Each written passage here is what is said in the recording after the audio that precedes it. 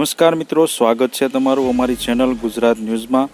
આજના તાજા અને સૌથી મોટા સમાચાર જોઈએ તો આજનું હવામાન આગામી 5 દિવસ કડાકા ભડાકા સાથે વરસાદ વરસશે।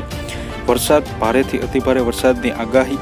હવામાન વિભાગની આગાહી અનુસાર આજે વરસાદી માહોલ રહેશે, ત્યારે આગામી 5 દિવસ રાજ્યમાં વરસાદી માહોલ રહે તેવી આગાહી કરવામાં આવી છે। રાજ્યમાં સાયક્લોનિક સર્ક્યુલેશન સક્રિય થાય તેવી શક્યતાઓ વ્યક્ત કરવામાં આવી છે। આજે સુરત, ડાંગ, તાપી, નવસારીમાં ભારેથી અતિભારે વરસાદની આગાહી કરી છે, તેમજ વલસાડ, દમણ, દાદરા નગર હવેલીમાં ભારેથી અતિભારે વરસાદની શક્યતાઓ વ્યક્ત કરવામાં આવી છે। માછીમારોને દરિયો ન ખેડવા સૂચના અપાઈ છે।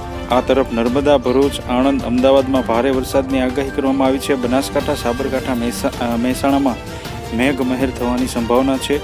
ભાવનગર, ગીર સોમનાથ, જૂનાગઢ અને બોટાદમાં પણ આગાહી કરવામાં આવી છે। હવામાન વિભાગે માછીમારોને દરિયો ન ખેડવા સૂચના આપી છે।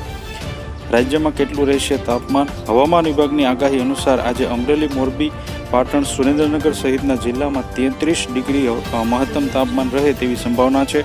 સાબરકાંઠા, પોરબંદર, ખેડા, ગાંધીનગર, ભાવનગર સહિતના 31 ડિગ્રી મહત્તમ તાપમાન રહે તેવી સંભાવના છે।